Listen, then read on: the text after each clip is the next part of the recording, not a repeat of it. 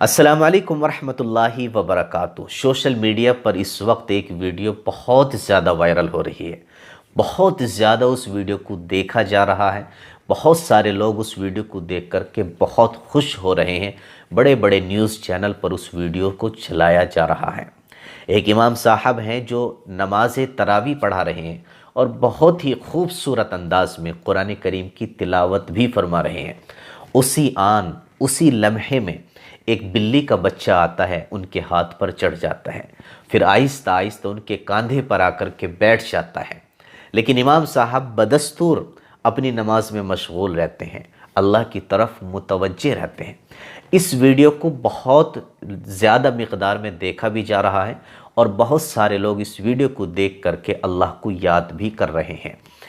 اس video سے ہمیں 3 اہم سبق ملتے ہیں۔ پہلا سبق تو ہمیں یہ ملتا ہے کہ ہم اپنی نماز کو خشوع و خضوع کے ساتھ میں ادا کریں، اس طرح سے ادا کریں کہ ہماری توجہ اللہ کی طرف رہے اور ذرا سی بھی توجہ اللہ سے نہ ہٹے۔ یعنی کہ اگر ہمارے جسم کے اوپر بھی کوئی چیز آ کر کے بیٹھ جائے، کوئی پرندہ، کوئی جانور بھی آ کر کے بیٹھ جائے، تب بھی ہماری توجہ اللہ کی طرف سے نہیں ہٹنی چاہیے۔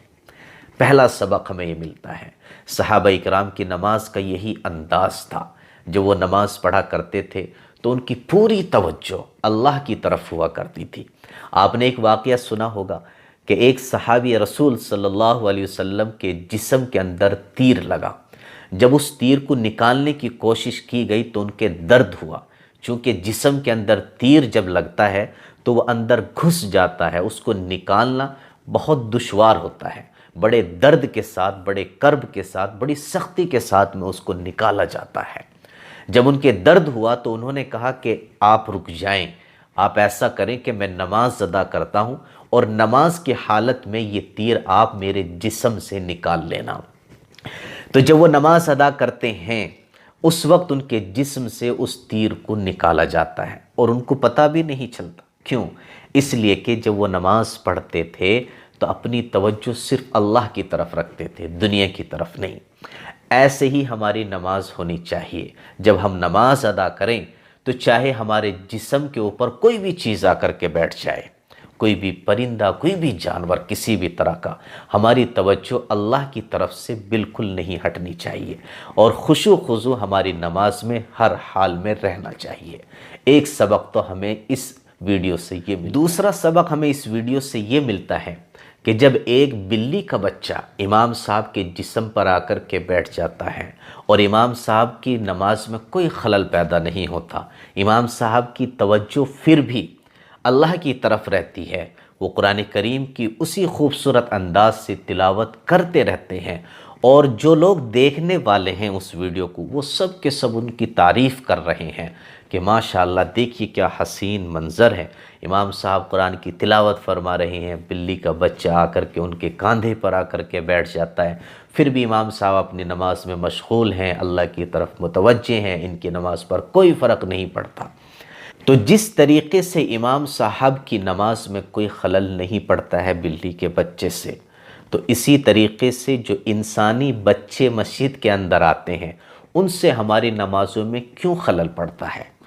جب کوئی شخص اپنے بچے کو اس نیت سے کہ میرا بچہ مسجد میں جائے گا، اللہ کی یاد اس کے دل میں پیدا ہوگی، اللہ کی پہچان اس کو ہوگی، اور جب یہ مسجد میں جائے گا نمازیوں کو نماز پڑھتے ہوئے دیکھے گا تو نماز کا شوق اس کے دل کے اندر آئے گا۔ جب یہ مسجد میں جائے گا، اللہ کے گھر میں جائے گا تو اللہ کے گھر کی انسیت اور محبت اس کے دل کے اندر پیدا ہوگی۔ جب کوئی انسان اپنے چھوٹے بچے کو مسجد میں لے کر کے اس نیت سے آتا ہے تو کچھ لوگ ایسا شور مچاتے ہیں کہ یوں محسوس ہوتا ہے کہ نہ جانے کتنا بڑا طوفان آ گیا، کہ یہ دیکھیے اپنے چھوٹے بچوں کو مسجد میں لے آئے، یہ دیکھیے انہوں نے ہماری نماز خراب کرا دی، یہ دیکھیے اپنے بچوں کو لے کر کے آتے ہیں، یہ مسجد میں بھاگے پھرتے ہیں اور انہیں یہ بھی پتہ نہیں ہے کہ مسجد میں بچوں کو نہیں لانا چاہیے۔ یعنی اتنے بڑے مفتی بن جاتے ہیں، ایسا محسوس ہوتا ہے کہ ساری شریعت کا بس انہی کو پتہ ہے۔ آپ نے ایک حدیث سنی ہوگی، نبی پاک صلی اللہ علیہ وسلم کا ایک واقعہ سنا ہوگا کہ حضور صلی اللہ علیہ وسلم نماز پڑھا رہے تھے اور آپ کے نواسے آپ کی پشت پر آ کر کے بیٹھ جاتے ہیں، حضور صلی اللہ علیہ وسلم اپنا سجدہ لمبا کر دیتے ہیں، صحابہ اکرام ان کو ہٹانے کی کوشش کرتے ہیں لیکن حضور اشارے سے منع کر دیتے ہیں کہ نہیں رہنے دو، اپنے سجدے کو لمبا کر دیتے ہیں۔ تو حضور کی پشت پر آپ کے نواسے حضرت فاطمہ الزہرا رضی اللہ تعالی عنہا کے بیٹے آپ کی پشت پر آ کر کے بیٹھ جاتے ہیں۔ حضور کی تو نماز خراب نہیں ہوئی، مسجد میں آنے کی وجہ سے، چھوٹے بچوں کی وجہ سے پھر آپ لوگوں کی نماز کیوں خراب ہو جاتی ہے؟ اگر یہ مسجد میں نہیں آئیں گے تو پھر کہاں جائیں گے؟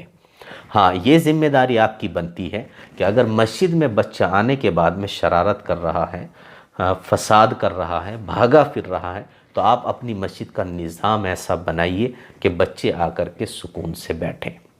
لیکن یہ کیا مطلب ہے کہ آپ بچوں کو مسجد سے باہر نکال دیں اور مسجد سے باہر نکال کر کے ان کو بھگا دیں؟ جب مسجد میں نہیں آئیں گے تو کہاں جائیں گے؟ اور جب بچپنے سے ان کو مسجد میں آنے کی عادت نہیں ڈالی جائے گی تو آپ کو لگتا ہے کہ جوانی کی عمر میں یہ مسجد میں آ پائیں گے؟ پھر کہاں جائیں گے؟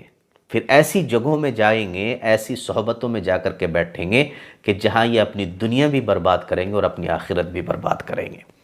تو اس ویڈیو سے ہمیں دوسرا سبق یہی ملتا ہے کہ جب ایک بلی کے بچے سے امام صاحب کے خشوع و خضوع پر کوئی فرق نہیں پڑتا ہے، تو ایسے ہی اگر کوئی ایک انسانی بچہ مسجد میں آ جاتا ہے تو اس کے آنے سے ہماری نماز میں کوئی فرق نہیں پڑنا چاہیے۔ اگر وہ شرارت کر بھی رہا ہے تو پھر بھی ہمیں اپنی توجہ اللہ کی طرف رکھنی چاہیے۔ تیسرا سبق اس ویڈیو سے ہمیں یہ ملتا ہے کہ اللہ تعالیٰ کب کس کو مشہور کر دیں، کب اللہ تعالیٰ کس کی شہرت عام کر دے، یہ کوئی نہیں جانتا۔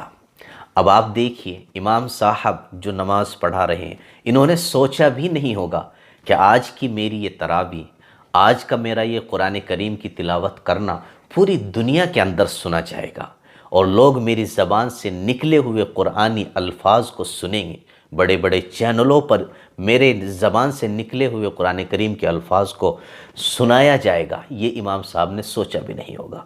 یعنی ایک بلی کے بچے کے ذریعے سے اللہ تعالیٰ نے ان امام صاحب کو اور قرآن کریم کی تلاوت کرنے کی وجہ سے اور نماز پڑھنے کی وجہ سے پوری دنیا کے اندر عام کر دیا۔ تو کب اللہ تعالیٰ کس کو عزت بخش دے کوئی نہیں جانتا، کب اللہ تعالیٰ کس کو ذلیل کر دے کوئی نہیں جانتا، کب اللہ تعالیٰ نیچے سے عرش پر لے جائے کوئی نہیں جانتا، اور کب عرش سے فرش پر پٹخ دے کوئی نہیں جانتا۔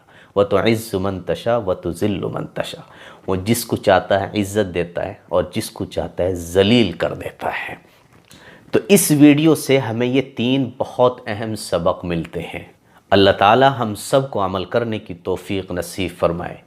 اس ویڈیو کو خوب شیئر کیجئے گا تاکہ سبھی لوگ ان چیزوں کو سمجھیں۔